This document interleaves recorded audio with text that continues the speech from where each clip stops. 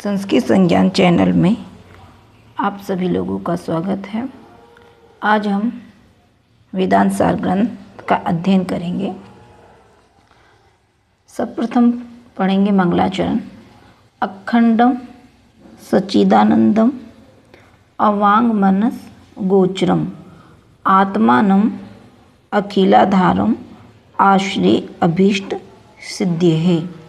अर्थात क्या कह रहे हैं कि जो मन, अवांग यानी कि मन, मनस यानी मन, अवांग यानी कि वाणी, जो मन और वाणी के अगोचर और सभी जीवों के अखिलाधारम सभी जीवों की अंतर आत्मा और संपूर्ण ब्रह्मांड का आधार है। कहने का तात्पर्य है कि जिस प्रकार से अपने अभिष्ट कार्य की सिद्धि हेतु मैं उन्हीं अखंड सच्चिदानंद ब्रह्म की शरण लेता हूँ। यहाँ पर ये बताना चाह रहे हैं मंगलाचरण में कि हम जब भी कोई कार्य शुरू करते हैं तो उससे पहले मंगलाचरण करते हैं और किसी न किसी गुरु की हम शरण लेते हैं। तो वहीं ये बता रहे हैं कि मैं इस ग्रंथ की किसी भी प्रकार की बाधा से मुक्त होने के लिए या उसमें कोई बाधा ना आए तो मैं उस अखंड सच्चिदानंद ब्रह्म की शरण में जा रहा हूँ।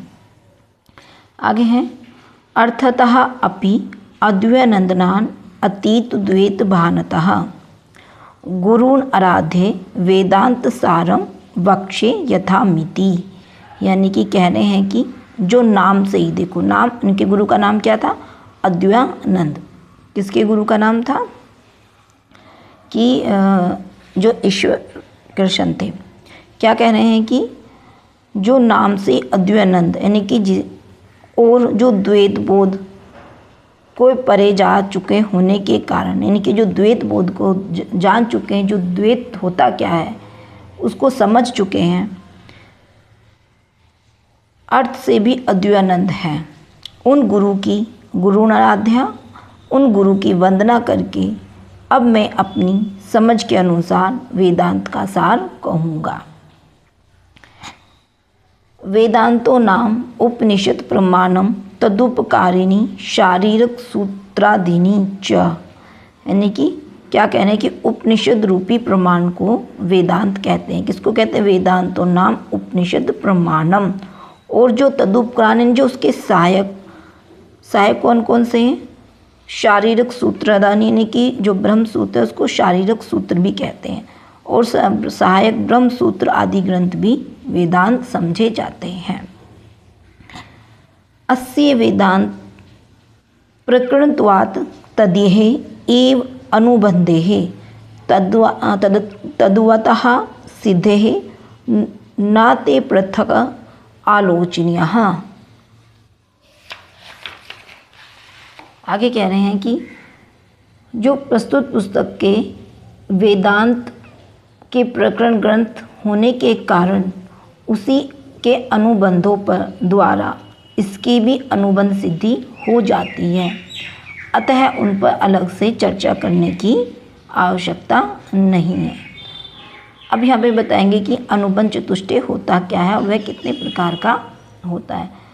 तत्र अनुबंधो नाम अधिकारी विषय संबंध प्रयोजनानि।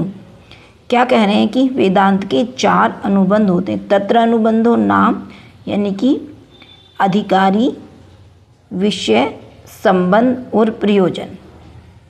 तो अधिकार से जो ग्रंथ पढ़ने का अधिकार है कि कौन ऐसा अध्येता है जो हम इसको ग्रंथ पढ़ने का उसको हम अधिकार दे सकते हैं।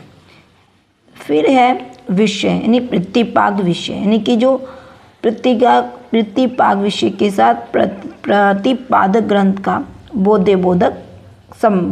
बोधक के बारे में बताए। संबंध यानी कि जो अध्येता है और जो प्रतिपाद विषय, उन बीचों का, इन दोनों के बीच का क्या संबंध है। आता है प्रयोजन यानी कि फल। फिर हम जो अध्ययन किया है, जो हमने पुस्तक पढ़ी है, जो ग्रंथ पढ़ा है, उसका क्या फल होगा। इस प्रकार से ये 4 अनुबंध हैं। अधिकारी, विषय, संबंध,